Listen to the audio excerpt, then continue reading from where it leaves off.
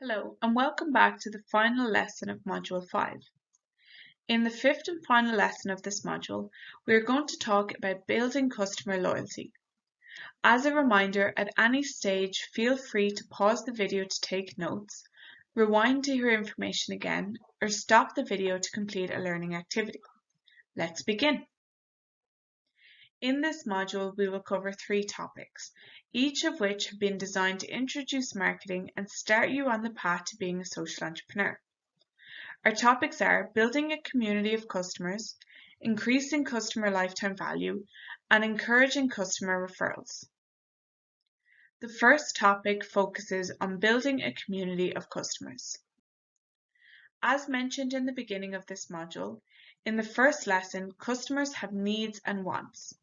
And you can give customers what they want, what they desire. But do they receive what they really need? This is an important question. Let's look at an example of a parent. What do parents need? Parents seek to provide their children with a safe and happy childhood with education, entertainment, a decent upbringing, and so on. They also need to feel good about themselves as parents. On various occasions, this need can be expressed through various wants. For example, the parent could decide to buy a toy for their child. As a company in this market, you can of course offer toys to the parents, but besides the toys, you can also use the opportunity to provide parents with new knowledge relevant to parents and of interest to them. You can offer them fun experiences with their children. So you can try to better understand not just the wants of these parents, your customers, but their needs. And you can take steps to satisfy this need.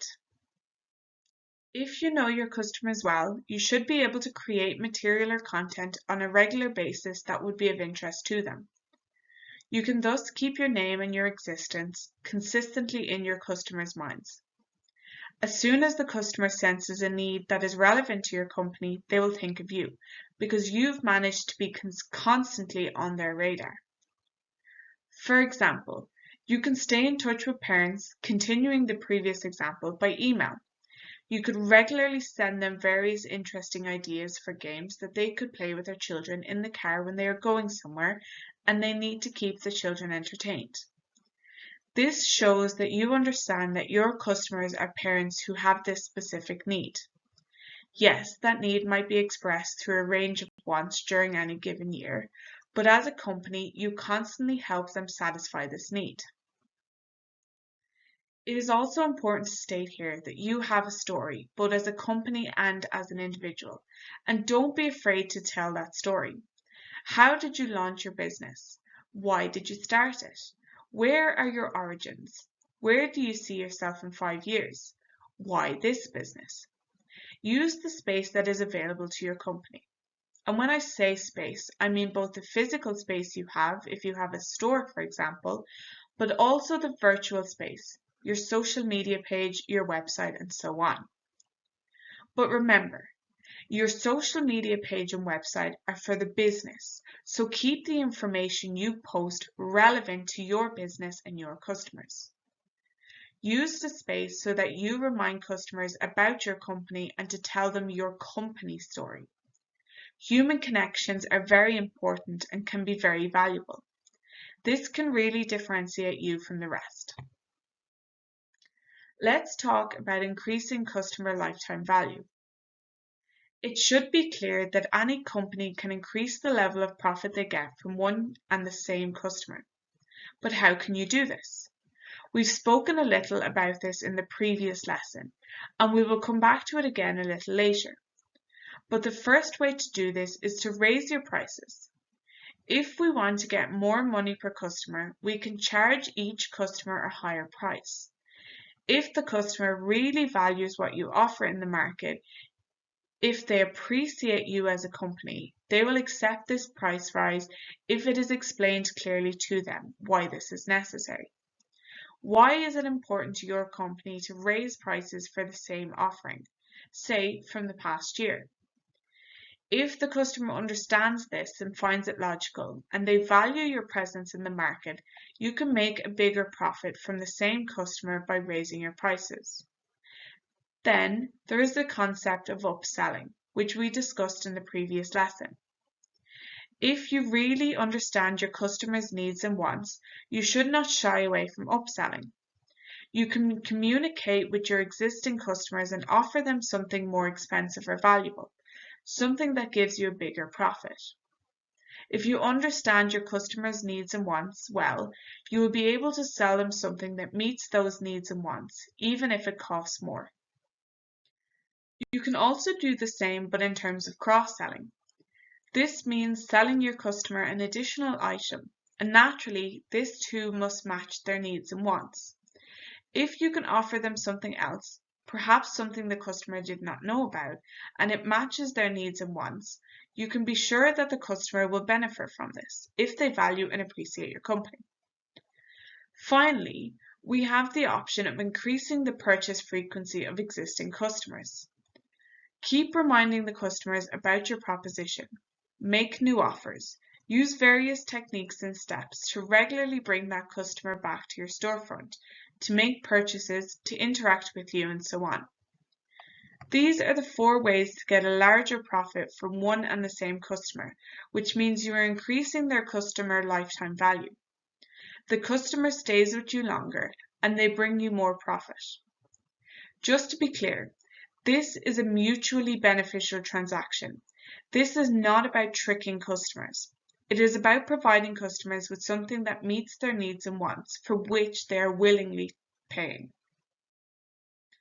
The third topic in this lesson is encouraging customer referrals. If you have a satisfied customer today, then this is actually an important and valuable marketing resource for you.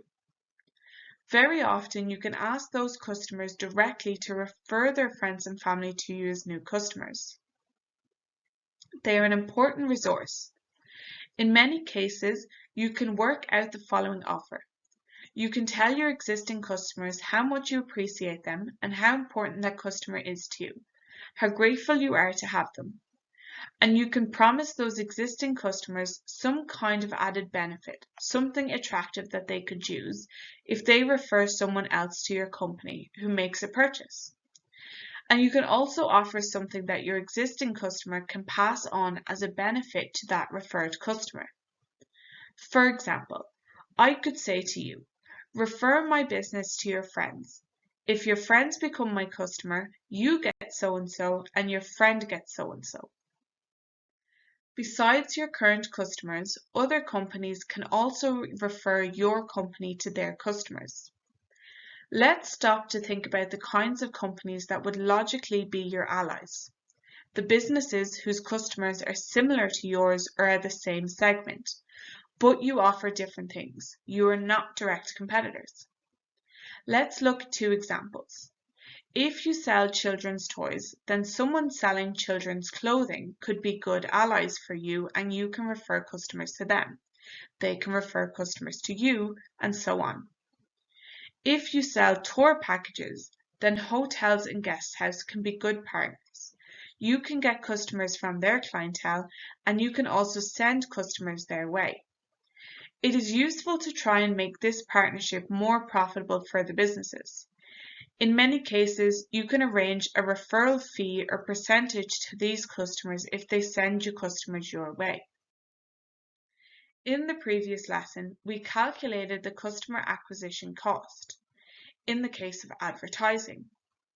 Let's do a quick calculation for the case of a customer referral. Suppose you have a customer who is happy with your company and that your average profit from a customer's purchase is €50. Now you tell your customers that if they're happy and if they have friends and family who can find our proposition useful, please refer them for us. For each customer you bring who makes a purchase, you will get a €10 gift voucher, and that person will get a €10 gift voucher too. And so the customer acquisition cost in this case comes to 10 plus 10, which is €20. If I make a profit of €50 per customer, this is quite a reasonable cost. The exercise for this lesson focuses on the development of a customer community engagement plan. Think about the challenges you can use to be in constant contact with your customers. Can you collect your customers' email addresses so that you can send them regular messages? Can you have a social media presence and use this to be in contact with your customers? The second question is about content. What kind of content is of interest to your customers? Will you be able to create such content on a regular basis and send it to them via email or social media or any other forms of channels? And the third question is this: how can you encourage your existing customers to refer their friends and families to your customer? What kind of package can you develop, and how can you calculate the customer acquisition cost for those referrals and make sure that it is profitable for you but also interesting to your existing and new customers? Finally, to conclude this lesson, this program has been designed to provide you with the most important information you require to successfully get your social enterprise off the ground. To sum up this lesson on advertising, let me remind you of the key points. You should go beyond one-time purchases and build a community so that you can have loyal customers who return and make more purchases. You can increase your revenues by existing customers through various means, by raising prices, upselling, cross-selling, or increasing purchase frequency. Satisfied customers can be a great source of new referrals, given the right incentives.